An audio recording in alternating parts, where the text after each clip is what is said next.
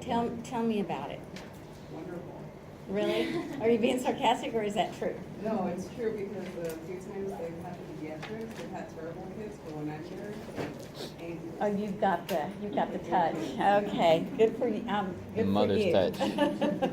That's not my experience. Good for you. I got to watch 4 techs and mom hold down 1 kid For a what? lateral chest. For a lateral chest. That child is me. That's how I was. Anybody else? We have kind of 1 for 1 now. There were 2 were really good. Like they didn't cry, didn't do anything. One of them needed to be put in a pigostat. Sick. No They actually one brought it had- out? But yeah, so we did pigostat. And What then- hospital are you at? Oh, Newport Beach. I love the pigostat. It's my favorite. Yeah. So how did it turn out using the pigostat? The image was good. Yeah. Yeah, it was just hard to get them in. I think the sizing was a little off for the baby. I think it was a little too small for it still. But, Okay. yeah. They do, you know, those things that clamp around, they do have different sizes. Yeah, If so he had you have switched them. it still, but it But was it's still still a little too Mhm. big. It was small. Good, I'm glad you got to use that. You'll, once you use it, you like it, typically. Anybody else? Mine are easy. Pretty easy? The mom held the baby in the ER for a chest x-ray, and then the other one was a preemie at NICU, so the nurse just held the feet and the arms. Little Tiny, it was like that big. chest Yeah. X-ray. I know, I love those. Oh, they're so cute. So, were they all chest X-rays that you've done, or were they something different? Just chest. Chest.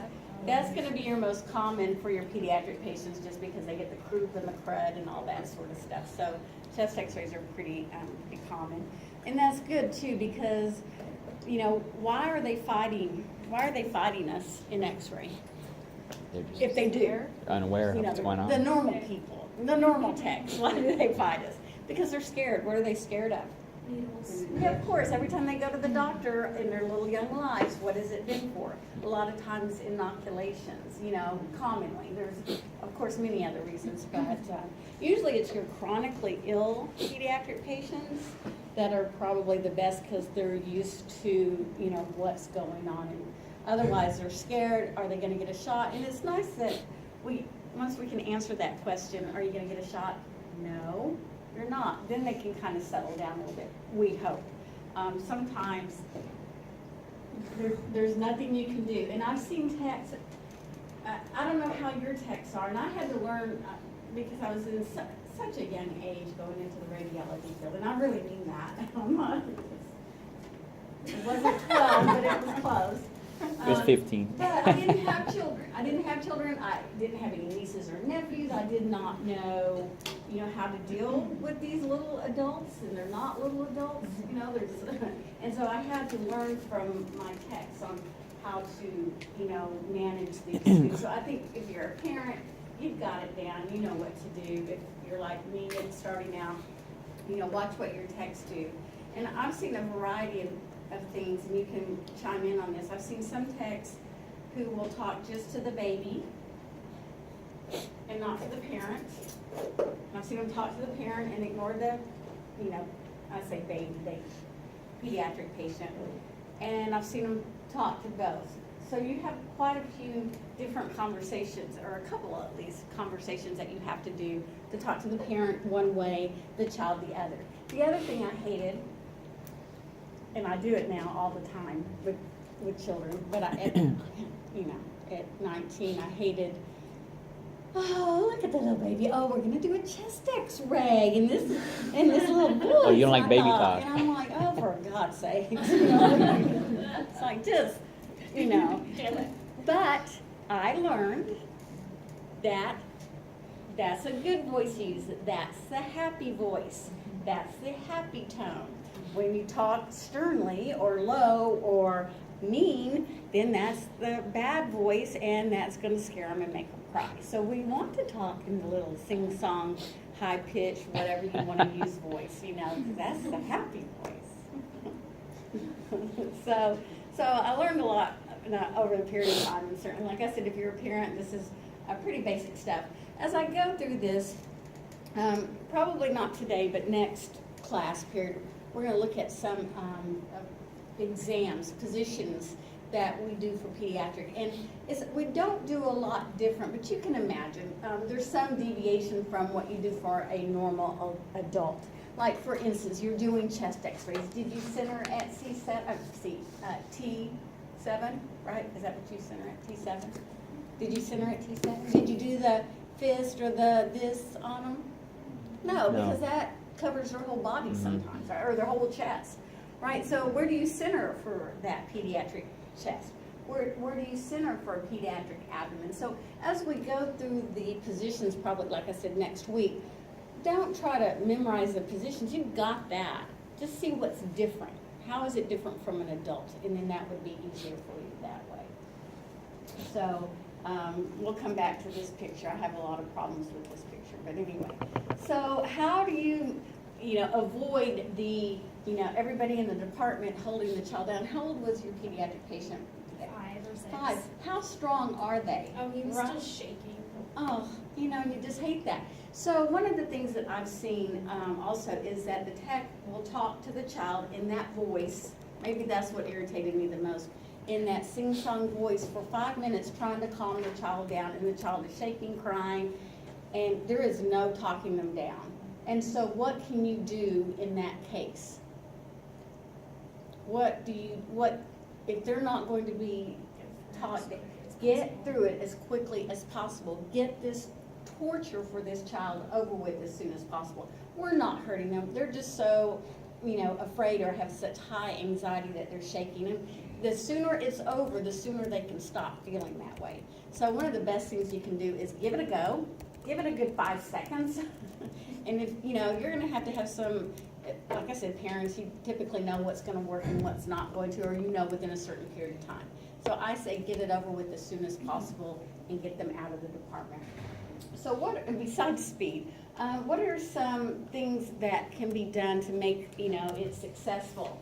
And so in order for you to minimize the pediatric patient, and that covers from, a newborn to, 13, 14 years old, a pediatric patient, depending, and again on their size, minimize their time in your room.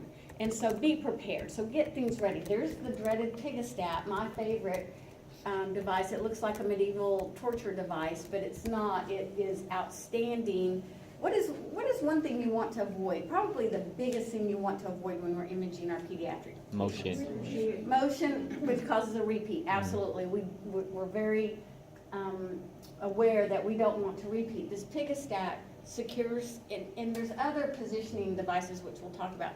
But the Pediatric or positioning device holds the child still so that we don't have that. So we want to, whatever positioning aids we're going to use, maybe go get the Pediatric wherever it may be, bring it into the room. If you're going to use positioning sponges, whatever you need, tape, whatever you might need to help immobilize the child during the exam, get that ready to go. And then how you approach the child. Maybe that's why they cry when they first see me. Okay, first of all, you get the requisition and you see, the 3-year-old, and then it's like, this is me, So I'm sure I approached with the face of like, this is not, I'm thinking, right? I'm thinking. Oh, I gotta go to how are we break. gonna do that look? Lunchtime. Like I am not happy. Well, that's not a good way to approach.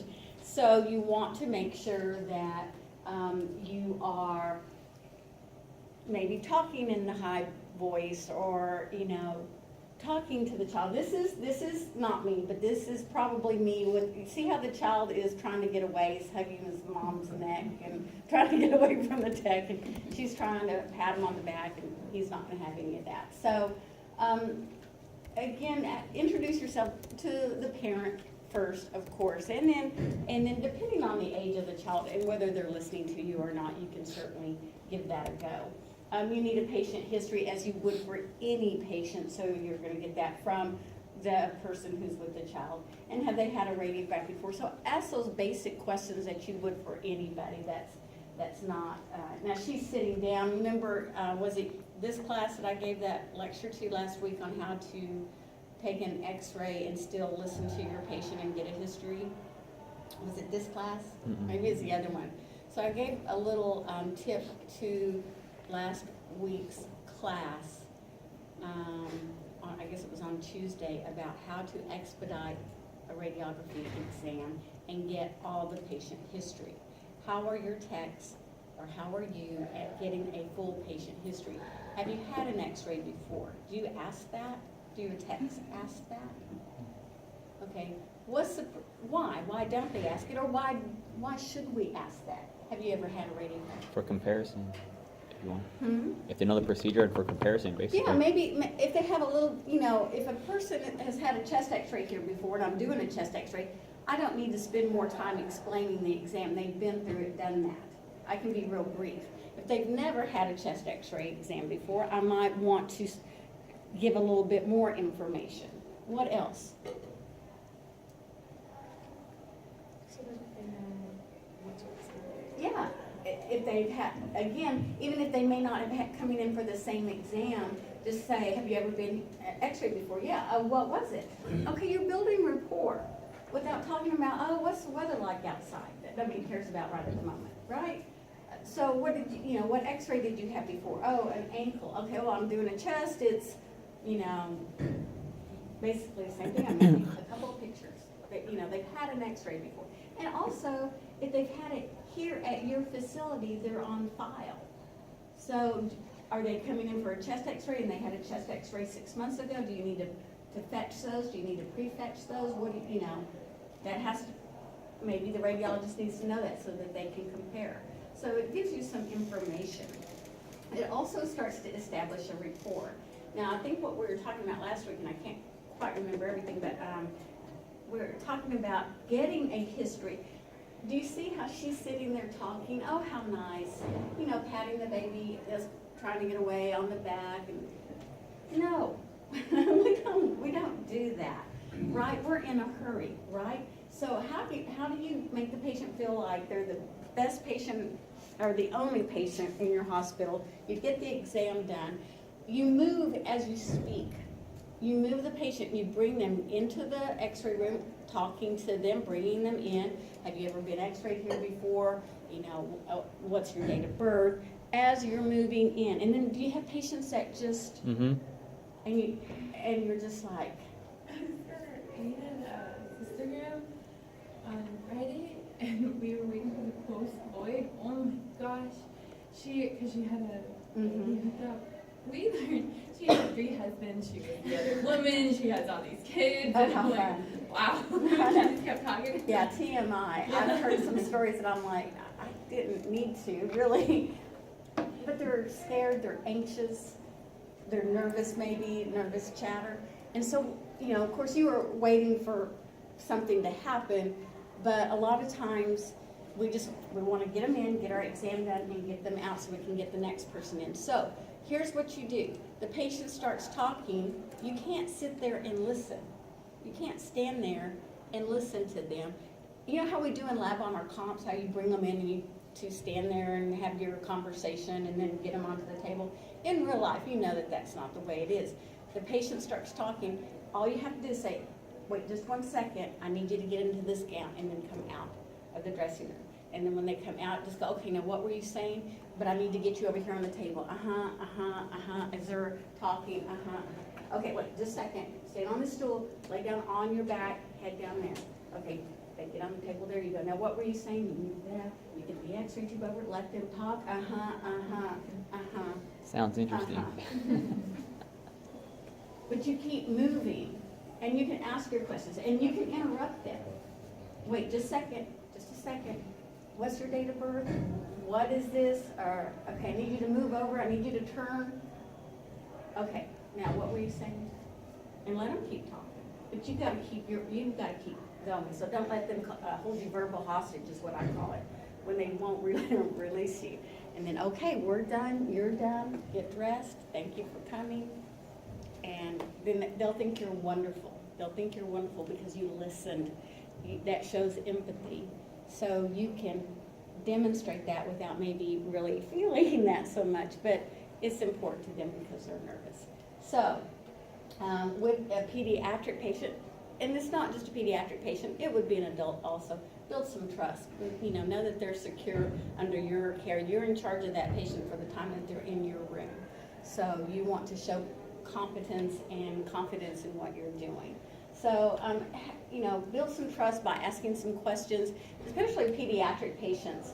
What are some questions that you can ask them? And again, I learned this, have you ever had an x-ray before? So if they had a chest x-ray before, you can ask them, did that hurt? No, this one won't either.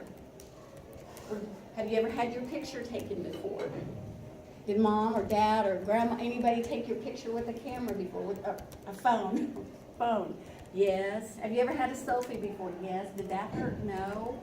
That's what this is. We're just going to take a selfie of your chest. Or, if they're little, I pick them up and I let them touch the x-ray tube. I let them touch the image receptor. I show them, do I take a lot of time doing this? No. And this is only if they're not crying and cooperative. They've got the big eyes, they're not sure, and they're able to communicate a little bit. You have to adjust to any age difference. And it's not the age, right? Because a 2-year-old of one and a 2-year-old the other can be totally at different maturity levels. So, what do they call it? Do you go to school? Parents, what do you ask? What's your favorite subject? Do you like to play sports? I don't know. That sounds good. Talk to them, yeah. So now you've got your patient, and here the patient is, now looking at the equipment. See, she's touching the equipment. Here's the camera. Just show them around a little bit. And so what are you going to do with mom or dad? So we have some options. And I tell you what, don't get between a parent and their child. And I've seen some techs do that, where they make them leave. They say it's our department protocol to leave the room, and the parent's like, I'm not leaving the room. And that's their right to be there with their child. So you need to, figure out your hospital protocol or your department protocol about what to do with the parents. But are they going to be in the room but just observe? So maybe they're standing back over here but not outside the room, and that's certainly acceptable typically. Are they going to help you with the procedure? I've had some that say, they're just white as a sheet because they're smelling the hospital smells. The parent, there's been times I've had 2 patients, and that's the parent and the child. So you have to, I'm always telling you to look at your patients and watch your patients and check. Don't forget to do it for mom or dad, whoever's with them too, because they could be going through whatever anxiety that they have. They have a sick child, they're anxious, they're worried, they may not have had much sleep the night before, and so they can also be an issue. So are they going to help? If they're going to help in the procedure, you're going to need to explain the exam, show them what to do, put an apron on them, and make sure that they know what they're doing. Or are they going to be completely out of the room? And I ask the parents, what do you want to do? Do you want to be in here? Can I get you to help? If that's what I want.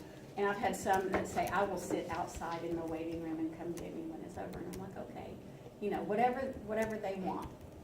So I had a pediatric patient. And I just remember this like it was yesterday. She was so cute, just chubby. I don't know. She was probably 2 years old, and we were doing an upper GI on her, and her daddy brought her in. So the doctor and I are at the table. She's on it. We had a bottle with the nipple for her to drink the barium, and dad was again, like here. And, the room lights were a little bit dim, and so I noticed movement, and I saw him backing up. He hit this wall, boom, and went down, and his legs were out, his head off to the side. He looked like a little rag doll, on the floor. And luckily, he just slid down the wall, legs right out in front of him. So, I remember I looked at the doctor, and he goes, let's finish the exam, and the little girl started laughing. She goes, Daddy's trying to make me laugh. No, we ain't. So we quickly finished the exam. He was kind of coming to. We got him, up on a stretcher, had him relax for a while. But I mean, God. he had fallen, luckily, he had the sense to back up, I mean, he just knew he needed some support, so that was good. If he'd fallen, he could have hit his head, fractured his mandible, I mean, you can really hurt yourself falling. So, so watch both of your patients while they're in the room. So, and the other thing, if the mother's bringing the child in, again, if they're still, you know, obviously they're in childbearing years, but be sure to ask if she's gonna help with the exam, make sure she's not pregnant. Okay. So, any questions about that? Any comments about that?